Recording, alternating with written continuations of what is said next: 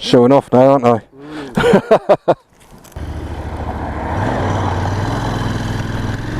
Okay, hello YouTube. Look what I'm on today. It's a Royal Enfield Interceptor 650. I'm quite excited about this one. Sounds brilliant. You can really hear it purr. I think they've got the offset crank on these as well. Yeah, but the handlebars do seem quite narrow, which is going to be perfect for filtering. That's nice. Nice takeoff, that, nice and soft. I guess the natural thing to do really is to put this up against the Triumph T100. I don't have any allegiance to any of them, but I think if it was my money, I'd be very tempted with this one. I mean, you're looking at what, £3 grand? Don't quote me on this, but I think it's about £3 less for one of these. I could pay for the trip abroad, couldn't it? On the holiday. No gear indicator. We've got the old. Still got plenty of pull. We're at 60 miles an hour now, just under 4,000 revs, and it's no problem at all. Just ticking over really. Of course, there's a bit of wind blast. Going to get that, but nothing major.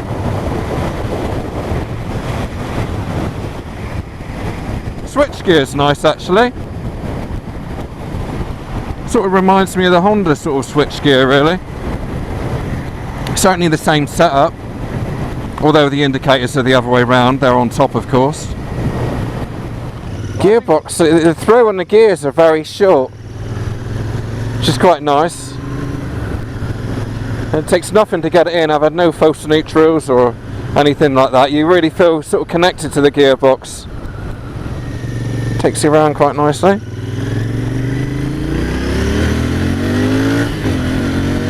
Yeah, it's good. That's alright, that.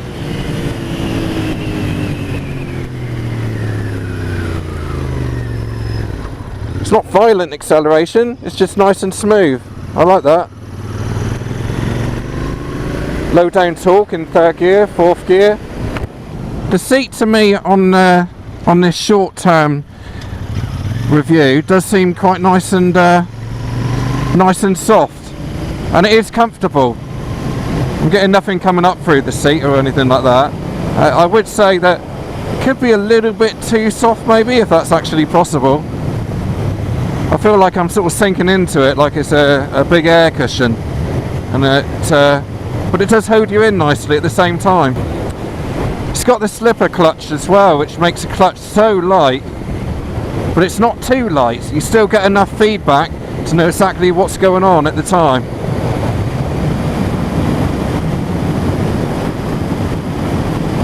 And I like that. It's one of my big tick boxes really, is to have a light clutch. It's nothing worse than getting on a bike and your wrist's aching because you're pulling in the clutch all the time. Oh, this is what this bike was built for. I'm enjoying this. Lovely. The suspension is quite taut, but it's still soaking up the bumps. There's no rattle in it. It's just bumbling along, I think, the way I describe it. It's funny on these test rides how you can't think of the words to use when you're actually when you know you're filming, and you make up your own, but they seem to work. It is just bumbling along, this one. It's nice. If I was on the market for this type of bike, I think I would probably buy this. For the money you pay. There's going to be quite a lot of ownership pride in it as well. Be nice to sort of clean it up at the weekend, and yeah, it'd be nice to own. I haven't been down this way before.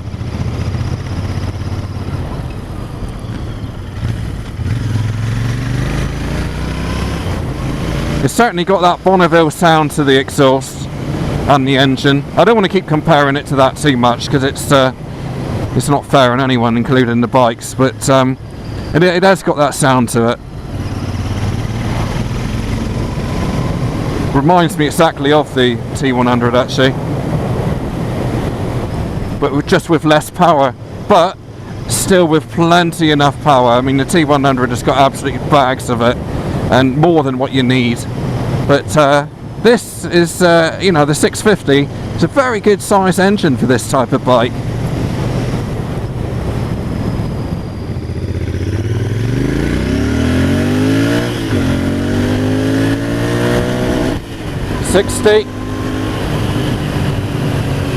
Plenty fast enough. Yeah, it seems to go into gear nicely with the without the clutchless shifting. Just sort of falls in quite nice, really. 6th gear now, 55 mile an hour, 3.2. Oh, where are they going? Go away. 3.2 thousand revs. It's nice. It's got loads of power left in it. So for those A roads and the like, it'll be quite nice, that. See, I just went over some big bumps there, and didn't really feel it. It's all right. Didn't have to brace for impact on the bumps. Quite nice, and yeah, it's a very leisurely bike to ride. Proper motorcycle fun.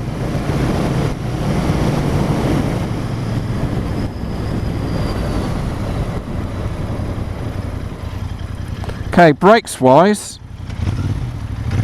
very effective. It's only a single disc on the front, I do believe. I'll better check that in a minute. I'm saying that, I'm just doing that from memory. Yeah, it's a single disc on the front. But very, you know, it's got good initial bite to it. It stops surprisingly quick, actually. I wasn't expecting it to be that good. You're not going to get the 650 and think, oh, should I get a 900? Because it's got more go to it. I don't really think you'll feel like that, because this one you can use the power. They got the gearing just right on this one as well. With the, oh God, I'm doing it again, but with the Triumphs, it's very long geared, and they can, you know, the engines can handle it with the HT engines, high torque. But the gearing on this one, they've got it spot on, you know, for what we need to do with it here in the UK.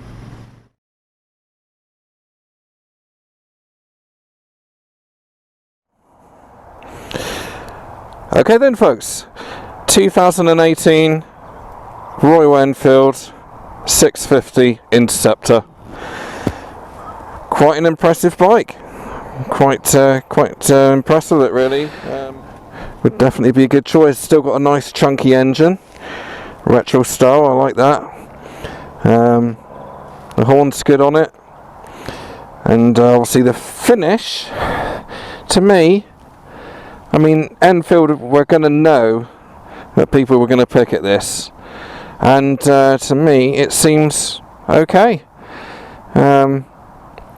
I'm not saying it's the best, you know, it's a cheapish bike at the end of the day. Cheapish bike, that sounds awful, doesn't it? But, you know, a good value bike, should I say.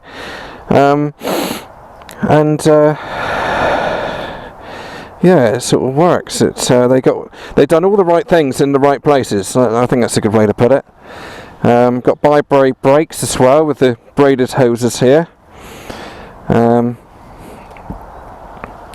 Foot pegs got rubber on them, the Enfield stamp on it, and these twin exhaust pipes are fantastic. They sound really good. I think a lot of people are worried that they're too wide and they stick out too much, but I don't think they do. I think they stick out lovely, actually. They don't go any wider than the handlebars or the mirrors, so, and it's, you know, twin as well, twin exhaust on the back, which is nice. And I like the way that they sort of tail up in the air at the end. It also comes standard with a centre stand as well. Cool, what a treat that is, eh? Oh, lovely. That's makes a nice change for when you're doing the maintenance on the chain. The seat, as you can see, you've got about, oh, if you got there, about 70 70-80 mil worth of padding there. And like I say, it just sort of it's nice. It kind of sits in quite nicely. That you wouldn't have any problems carrying a pillion with this one either. The fueling seems okay to me. Yeah, I don't really have a problem with that. It's no jerkiness. It don't take off. There's no sort of flat spots. It's just a smooth sort of takeoff really, and when you sort of get to about 4,000 it gives you a bit more. It's got the halogen light, but I guess that suits the style bike. I'm quite fussy with lights. I do prefer to try and have the LEDs now. Let's have a look at these brakes a bit closer actually. Very good. The front really bites well. It's only a single disc, obviously with ABS. They've all got to be ABS now, haven't they?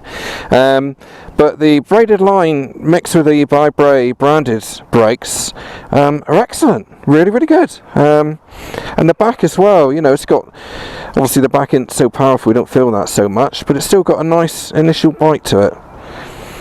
So yeah, it works really well. Let's have a look at the dash a minute.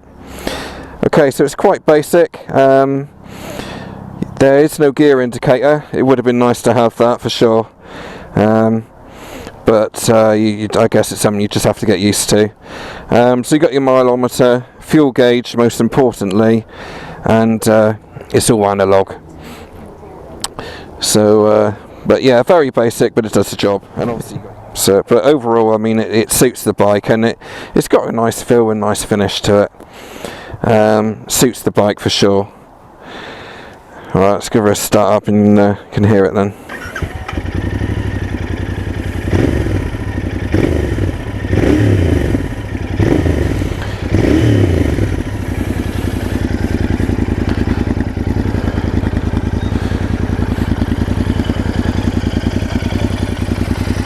Get the microphone down by the engine.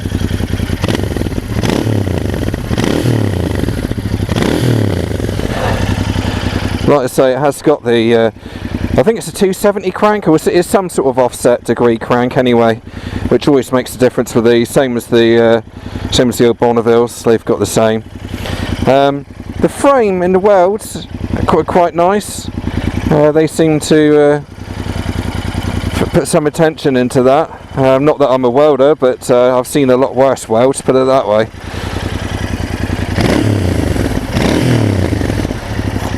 Yes, it's quite impressive. The springs are, you know, the old common, the old retro style springs. Again, they do a fine job. I've got no issues with that. I think it is with the finish. A lot of people are worried about it. I shouldn't worry too much about it. I think if you're the type of person to buy this type of bike, then generally speaking, you're going to be the type to look after a bike. And I'm talking about, you know, ACF 50 in it and polishing up the chrome. I mean, this bike, how many miles has it done? It's done nearly on 1,000, 998. And there's no sign of any blistering or discolorization of the manifold there. I'm not saying it's not going to happen. Of course, it probably will. Can't help that. But essentially, you know, if you look after it, which you'd want to look after it, wouldn't you, if you had a bike like this? You're not going to leave it in the rain like some people do and just abuse it. But if you're going to look after it, this will be fine. And anything it does need doing onto it, if you've got sort of intermediate mechanical skills, then you know, then you're going to be able to do it yourself. I mean, I could do the chain and the oiling of the chain and things like that, no problem at all. But anyway, let's jump back on and have another ride. That's what it's all about. Let's see what it's like for pushing around. Cool, you certainly feel it's quite a weighty bike. You certainly don't feel like that when you're riding it. Got a good handle here to shove it around and push it in and out of the garage. If you're lucky enough to have a garage, of course. Oh, we've got a grab handle here as well, look. Ideal. Yeah, it's not too bad. It's certainly a lumpy bike, you know, it's I feel it's quite a heavy engine. But you get used to that. Oopsie daisy, stands down. But you get used to that. Right, let's go up and do some more riding.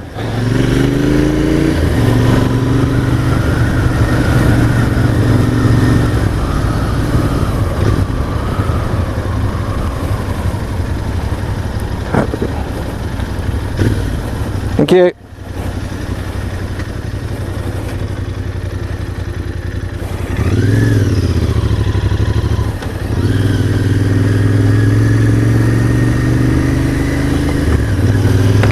I think if you're new to biking, just pass your test. What else is there? Somebody's come away from biking for a while and wants to go back into it again, then this would be a very good choice if it's your style bike. Don't hesitate. I think from my short-term feel of the bike, I think it'd be very good. I can imagine dealer support would be pretty good. I mean, generally people who sell the Enfield, so you know, it's normally good personal service. I mean, I'm borrowing this bike off of CMS in Exeter. Chris down there, he's very helpful. Got a good range of loan bikes and a good range of all sorts really there, accessories, and they're dealers for Royal Enfield, Benelli. I've got to try a couple Benelli sometime if he'll let me. Yeah, Keyway. Oh, they do all sorts, Keyway and all sorts. I can't even remember now. But yeah, go down and have a look. It's worth a look at these for sure. Like I say, speak to Chris. He's normally always there anyway. Well, certainly is every time I go there. And see what's on offer. A good range of second-hand bikes as well. Yeah, it's a nice shop. There we are. Right, so in conclusion, I think this is a great bike, and I don't think there should be any second thoughts on quality or usability and the like. Nothing wrong with it. It's if you're in the market for this type of bike, then just you know, buy it with confidence. I mean, from my short term of having it, obviously it is all sort of down to time, isn't it? And you know, to stand the test of time. But I think this is fine. You know, it's a lovely ride. It's great for pretty much everything, really. Yeah, buy with confidence, I would. That subscribe button, it does help me a lot, and like the videos, and the more you do that, the more I can do this, and I enjoy it myself. So yeah, like and subscribe, it's a massive help. Thank you, CMS, and thanks for watching, guys. Cheerio.